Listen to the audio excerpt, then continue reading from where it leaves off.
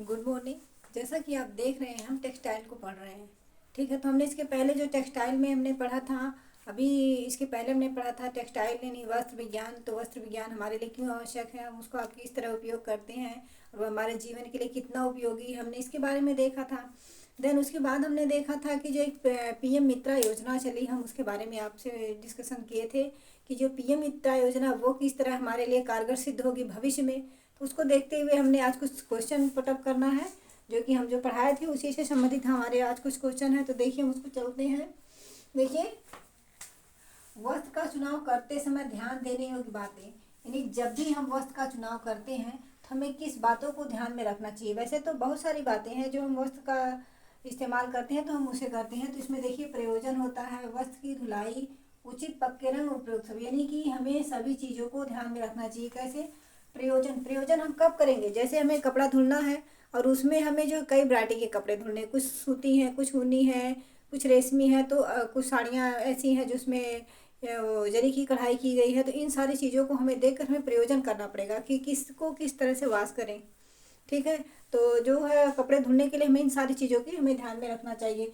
इस उसके बाद जो है वस्त्रों की धुलाई, यानी वस्त्रों की धुलाई का मतलब ये है कि वस्त्र जो हम धुलने जा रहे हैं उसको एक साथ ना डाल दें। उसको पहले हमें कपड़ों को छांटना चाहिए, अलग अलग छांटना चाहिए, और जिस क्वालिटी का जो कपड़ा है उसके अकॉर्डिंग उसमें हम जो है इस्तेमाल करेंगे। ठीक है, उचित एवं पक्के रंग, कुछ ऐसे कपड़े होते हैं जिसके कलर जो छूट जाते हैं। हम अगर सारे कपड़े को एक साथ भिगोएंगे तो उसके कलर जो है छूट जाएंगे। जैसे कोई कलर है आसमानी है तो वो वाइट में बदल, वाइट कपड़े में लग सकता है। इसलिए हमें इन सारी चीज़ों को ध्यान में रखकर हमें कपड़े की धुलाई करनी चाहिए। ठीक है, अगला हमारा क्वेश्चन है परिसज्जा के प्रकार। तो देखिए परिसज्जा, परिसज्जा क्या चीज़ होती है पहले हम इस पर देखते हैं। परिसज्जा जो चीज़ होती है, परिसज्जा हम वस्त्र पे करते हैं। ठीक है, हमारी परिसज्जाएं कई प्रकार की होती है। हम आगे जब चैप्टर को पढ़ेंगे टॉपिक को तो हम उसमें डिस्कशन करेंगे। तो यह देखिए परिसज्जा जो है रंग, धुलाई और चिकनाहट। तो हम जो परिसज्जा किस लिए करते हैं, तो परिसज्जा जो हमारी होती है वो चिकनाहट के लिए होती है। हम जब वस्त्र पे परिसज्जा कर देते हैं, जैसे आप मान लीजिए प्रेस कर रहे हैं, तो प्रेस करेंगे तो क्या उसका रंग धुलाई नहीं, हमें चिकनाहट यानी उसकी सतह जो होगी वो फिनिशिंग उस पर आ जाती है। ठीक है, वस्त्र जो हमारे बनते हैं वो रॉ मटेरियल होते हैं, कच्चा माल होता है, हम उसे तुरंत पहन नहीं सकते हैं।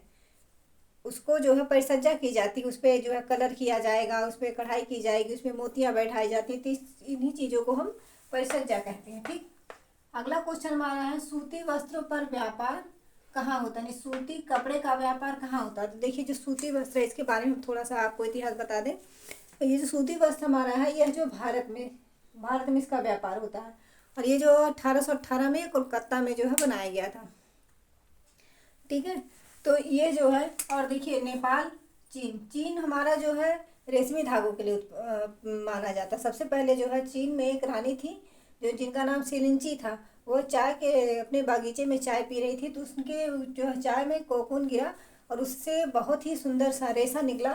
तो उस रेशे से उन्होंने जो है ये जापान में भेजा, वहाँ पे जो है कारीगरों ने उसको बनाया। तो बताया कि रेशम है, इसके बहुत अच्छे जो है कपड़े बनते हैं। तो उस कपड़े को जब आया तो रानी ने अपने जो है राजा को भेंट में दिया था वस्त्र, इसी से जो है यह प्रसिद्ध हो गया रेशम। आगे हम पढ़ेंगे रेशम के बारे में। तो रेशम की जो है उत्पत्ति चीन से हुई है। और यहाँ हम कपड़े पढ़ रहे हैं तो सूती कपड़े का व्यापार जो है भारत में होता है। ओके, आगे हम चलते हैं मर्सराइजिंग। मर्सराइज क्या है? मर्सराइजिंग देखिए रेशमी, सूती कपड़े, ऊनी कपड़े। मर्सराइजिंग जो सूती कपड़े पे किया जाता है, किस पे किया जाता है? सूती कपड़े पे किया जाता है। रेशमी और ऊनी कपड़े पे मर्सराइजिंग नहीं की जाती है। आगे देखते हैं हम वस्त्र की आवश्यकता क्यों होती है। तो वस्त्र की आवश्यकता क्यों होती है? देखिए वस्त्र की आवश्यकता शरीर को ढकने के लिए होती है, ना कि दिखावे के लिए और फैशन के लिए। फैशन और दिखावा ये भी तो जरूरी है, मनुष्य के जीवन में फैशन और दिखावा भी जरूरी है। लेकिन यहाँ प्रश्न क्या पूछ रहा है, वस्त्र की आवश्यकता क्या होती है? तो शरीर को ढकने के लिए हम वस्त्र को पहनते हैं। अगला क्वेश्चन हमारा, वस्त्र की लघुतम इकाई क्या है? तो देखिए वस्त्र की लघुतम इकाई हमारा रेशा होता है। रेशे को ही फाइबर कहा जाता है। लघुतम मतलब छोटी इकाई। देखिए रेस जो वस्त्र हमारा है इसकी होती है एक बृहत्तम, एक लघुतम। तो इसमें हम जो है रेशा देखेंगे, रेशा। और रेशे को हम जो अगर यहाँ फाइबर लिखा गया है तो हम फाइबर पर ही ध्यान देंगे, क्योंकि रेशा ही जो फाइबर होता है। ठीक है, तो ये रहा हमारा आज का क्वेश्चन। अगला क्वेश्चन हम फिर आगे टॉपिक पढ़ाएंगे, उसके बाद हम फिर देन क्वेश्चन फिर लाएंगे। आज तक यहीं तक, धन्यवाद। मेरी वीडियो अच्छी लगे तो लाइक शेयर जरूर कीजिएगा।